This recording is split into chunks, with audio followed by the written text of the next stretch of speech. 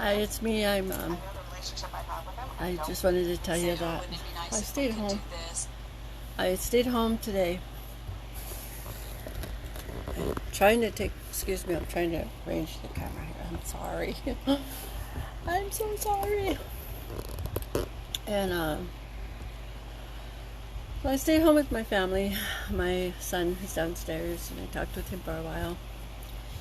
I fell asleep for a little bit, but then I woke up and feel so rotten.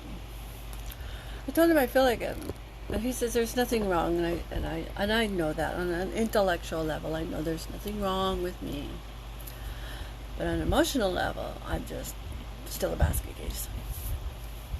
And I just wanted to say that I'm trying to take the right steps that it takes to get some help.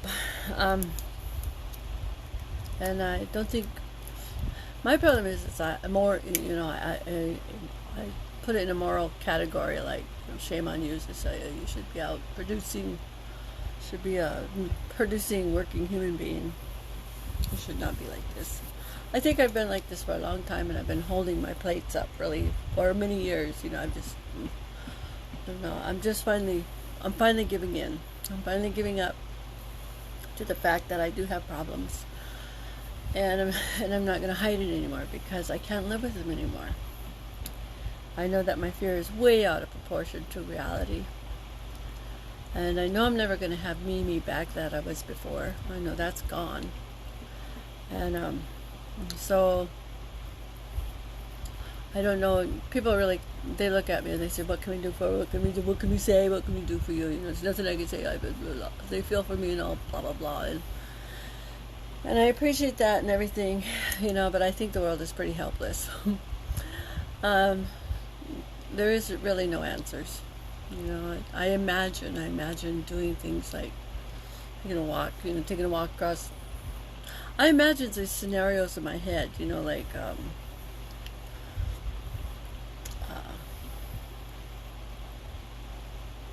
I'm not that important. I'm finding out. I'm really not that important, and I'm not that important to the scheme of things. But I am. I mean, maybe in my own little way I am, but I'm not really. I'm not impossible. I think maybe my life someday will come together. I don't know. I wish I was different. I wish I was more put together, more stable, whatever it takes to make people seem like they're ordinary, normal. And I'm giving up. I just give up trying to be normal. I'm just giving up trying to be normal. And I do have problems. I have a lot of problems. And I've had problems ever since I was a child. I mask them pretty damn well. I'm very talented, I'm told. But talent can only get you by so far. It doesn't.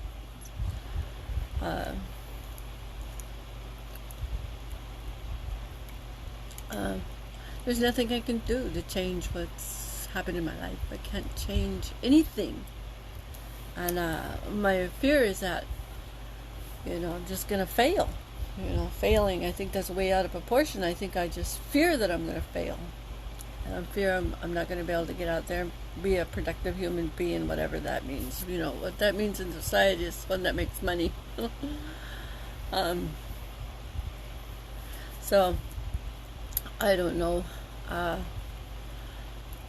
A lot has happened. I have a really good friend who just lost a child, and that was devastating.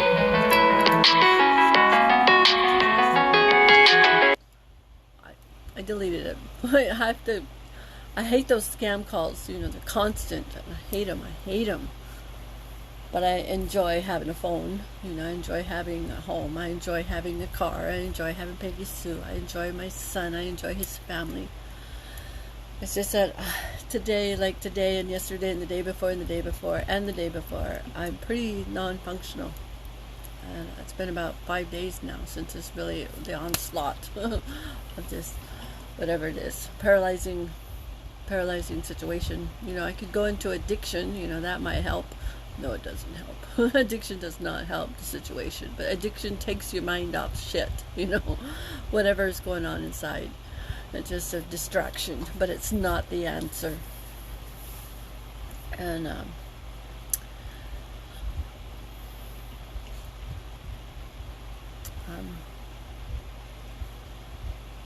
it's awful to come to a place in my life that I really don't know who I am. And I don't know what to do. And all I could do is go to sleep and wake up, go to sleep and wake up, go to sleep and wake up in the same situation. It's called my body, living in my body. I want to go visit my mom. Everything always rides on money. Everything rides on money. Like if I just dropped out, my part of the whatever situation collapses. And I don't fit in anymore. So I always have to make it work. I'm afraid that I'm not going to be okay for a leave. I'm really afraid. And then I'm going to have to push through this like I've done other times before. I always have to push through, and then I go through the cycle again. The cycle will just start all over again. It's all over again. And I want the cycle to end. I want it to stop. Stop. I can't do this anymore. I can't. I won't. I can't.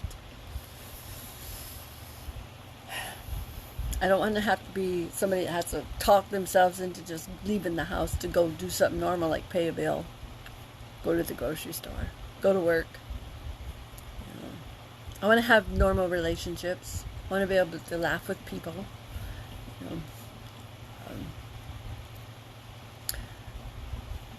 Nothing is right in my world, feels like, but I know everything is. But it doesn't feel like it. It doesn't feel right. Maybe I'll go down and go to a peyote meeting. Maybe that will help. That's what I really need. Is just then I can't bring my dog. I gotta have my dog with me. Why is everybody so apt against their dogs? Or if I go around someplace, why is that so bad? I just can't leave her. Let me tell you about an experience when I was. I go with my experiences again. Maybe it's the root cause. I don't know. I had a dog named Hale, Hail, when I was young, and she was my world because she was the one that got me through childhood traumas. When I'm talking about childhood traumas is when you're living through dysfunctional family stuff. And Hale was the one that I would grab onto and hold. And I would cry my eyes out when I felt sad, or my teeth hurt or something. She was there for me. And then one day we went to school and I found out she was picked up by the pound. And I don't know if I remember this right, but this is what I remember. And as kids, my grandmother had prune trees, lots of prune trees. So we had these egg cartons. We collected all these. You'd try to get $10 together to get Hale out of jail. That was the joke my mom used to say, I was in jail. Anyway, so we ran around and sold prunes $1 a piece. And we couldn't come up quite to the, $10, we were $2 short or something like that, to get Hale out of the pound. We never did get Hale out of the pound. I don't know if she ever died or whatever happened to her. She was a little dachshund. And I sat on the back porch of my house and I cried my eyes out. Cried. Whistling for Hale, for 2 hours, 3 hours, however long it was. It was traumatic. It was traumatic to lose her. And my parent was in the kitchen and laughing. I could hear Hale's in jail, Hale's in jail. My heart broke. My heart was just broken. And ever since then, dogs or something, and with Peggy Sue, I'm so afraid of losing her. And I know it's an unfounded fear, and it's scary. And I know someday she'll probably die before me. Dogs don't live as long as people. And she actually is my best friend right now, that I know. And I feel like I would die if I didn't have her. If I didn't have her to grab onto, I didn't have her to hold, I would just die. And if something happened to her, I don't know what I would do. I know I sound like a what do you call those people that is just a wimp? I'm just a wimp. Well, I need something, and I need to develop some sort of life that where I don't have that fear of losing her. I don't have the. I don't know. I told you that story. I guess that story was probably doesn't sound like much to some people, but it was pretty heavy to me. Then the second dog his name was Cricket, and it was my grandpa that I saw through the bedroom window. I was upstairs looking out in the morning. One morning, I see him hauling Cricket to put her in the car, and he drove away. And where's Cricket going? Well, Cricket went to the pound. See, these are just childhood stuff, that were traumatic to me. I don't know. Probably people don't think it's anything real worth talking about, and I should just forgive and let go of all. And it didn't do that. It created a kind of a deep-seated fear in me that I was powerless to help, powerless to stop. And maybe that's all it is, just feeling powerless. And then I even thought, I tried really hard to I don't know where I'm going with this. It was kind of stupid. I feel stupid now. But anyway, I'm glad I'm live, so now I can't take it back. Yeah, my story. Then there's a lot to my story. People don't know a lot about me. But it's not a big deal, I'm not a big deal. Me and my son had quite a life, at 6 years old, and I took him from the state of Washington, and I was sober. I think I was like 5 years sober when I took him. And I just took off.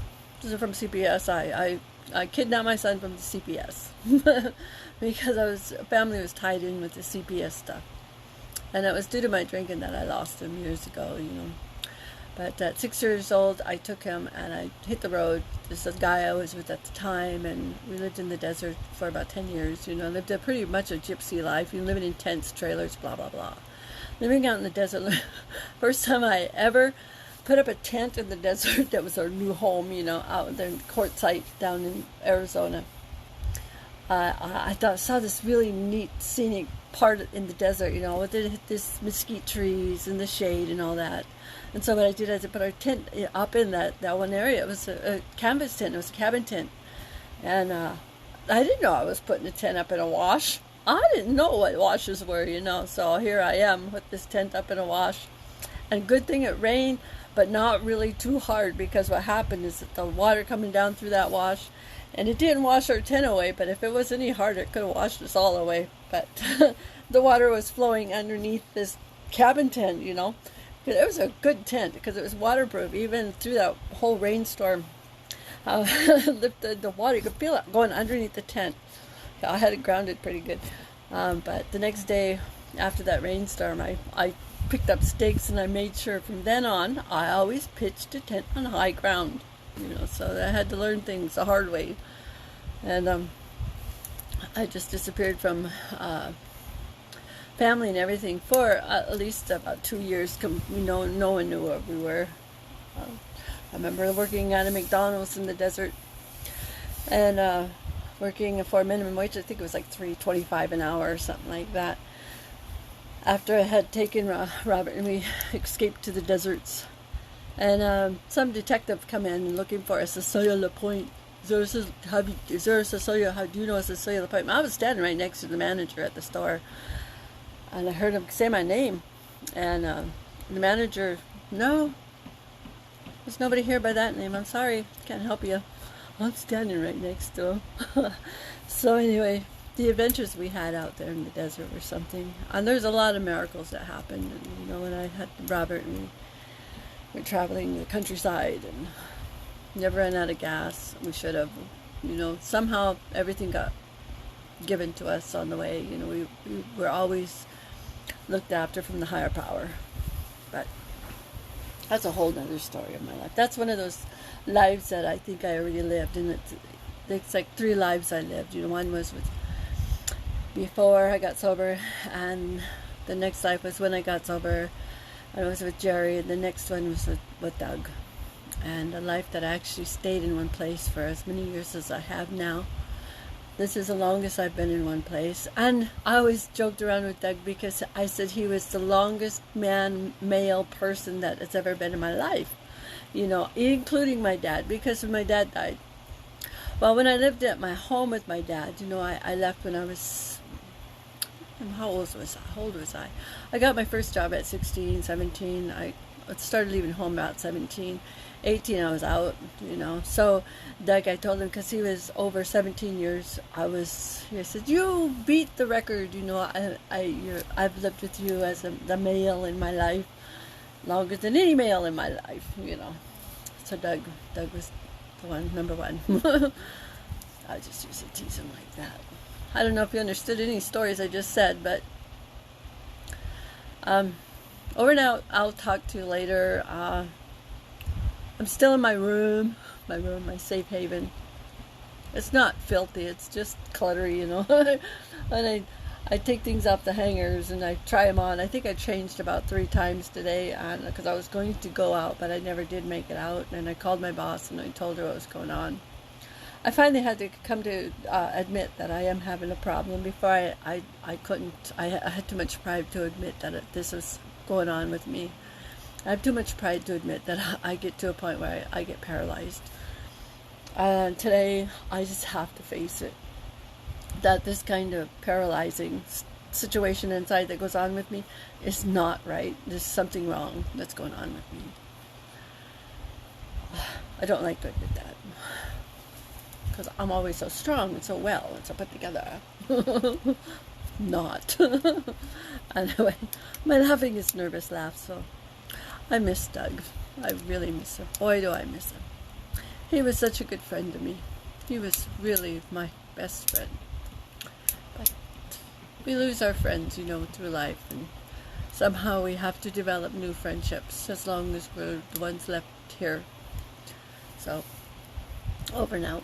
See you guys. Bye. If I make it too long, I get too carried away. And it's not the last one, believe me. And I put it on YouTube. That way I get to look back, and I'm going to record this, and then I'll watch my progress. Maybe I'll be able to watch me get better. I don't know. We'll find out, huh? Life is that way. It just seems to keep going no matter what we do. It just keeps going. Damn.